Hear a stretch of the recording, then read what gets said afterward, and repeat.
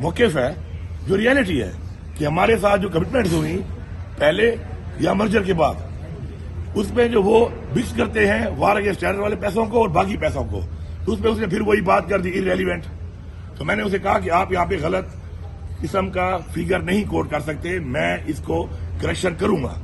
تو اس پہ کہا بیچ پہ نہ بولے. میں نے کہا میں بیچ پہ اس لیے بولوں گا کہ آپ جس صوبے کی گاڑی میں بیٹھ کے آئے ہو، جس کے تیل ڈال کے تم آئے ہو، جس کا تم صبح ناشتہ کر کے آئے ہوگے، تو تم ان لوگوں کے منفی بات اگر کرو گے وہ بھی جھوٹ کی بنیاد پر کسی کو خوش کرنے کے لیے، تو میں اس کے اوپر عوام کا نمائندہ ہوں، عوام کے مینڈیٹ کو ریپرزینٹ کر رہا ہوں، میں بولوں گا. تو اس کے اوپر میں نے کہا کہ میں اس کی بات سنتا ہی نہیں ہوں، اور جب یہ بات ختم کر لے گا تو میں واپس آ جاؤں گا.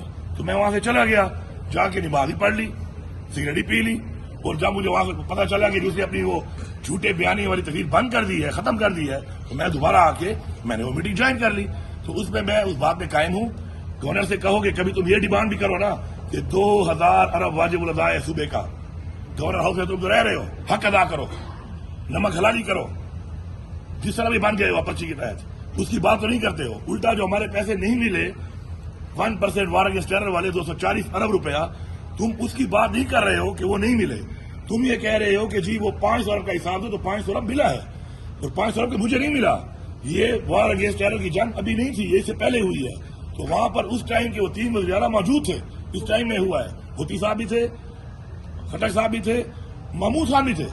تو بھائی تم جو کہہ رہے ہو گھروں میں اڑا دیا ہے، تو میرے ٹائم میں تو پیسہ نہیں آیا، ان کے ٹائم میں آیا ہے. لیکن غلط کوٹ کرے گا، غلط فگر دے گا. میں عوام کا نمائندہ ہوں، صوبے کا نمائندہ ہوں، میں اس کو کسی فورم کے اس طرح کی بات نہیں کرنے دوں گا. پسند آتی ہے تو ٹھیک ہے، نہیں آتی تو بھاڑ میں جائے. ڈاکٹر صاحب کل عمران خان نے